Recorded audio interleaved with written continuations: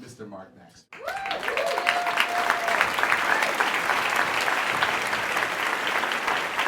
Thank you very much. I'm very happy to be invited here.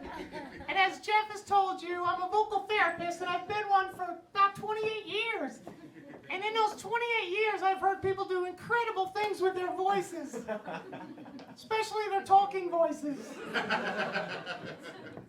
And I know right now, none of you believe this is my talking voice, but I've heard this a lot. No, this is just my talking voice.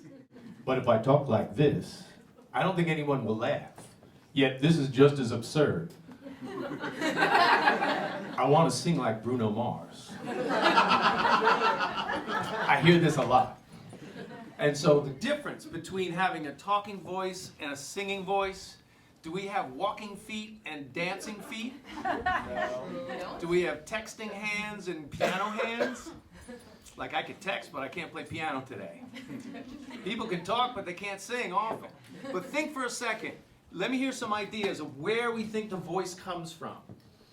Any voice, talking or singing. Where do you think it comes from? Where does it originate? It's here. I got here. Can I go a little higher? Here. Can I go a little higher? Excellent. Here's where your voice originates. Inside the skull is where your voice comes from. Just like piano playing comes from inside your skull, not your hands. Just like texting comes from inside your skull. What is inside your skull? Brain. I hope this works here. I heard brain, is that right? All right, there is a brain inside there. Anything else inside there? Yeah, bingo. So we got two things inside our skull, right? So a lot of times a belief can get in our heads and it will drive our brain to do something. Sometimes against us. Sometimes against our better will, which is just really bizarre, but that's how powerful the mind can be as an influence on your brain. So the brain is the organ, and the organ has wires coming out of it, and those wires are called nerves. And those nerves go right to every single muscle and every little skin part of your body and get a lot of feedback and get a lot of instruction going back and forth. Boss is the mind, the brain is the dog. And it wants to be a good little dog, so it does whatever it's trained to do. And unconsciously, we train ourselves to do a lot of weird things, especially with our voice.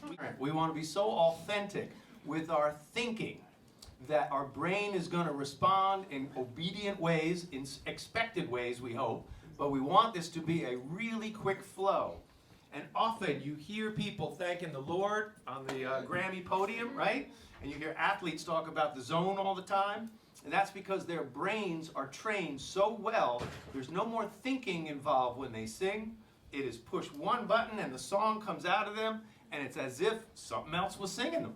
And so the brain always does what it's told, and that's where I say we have to be really mindful about what we're training the brain to do. Don't you see, can't you see the possibility?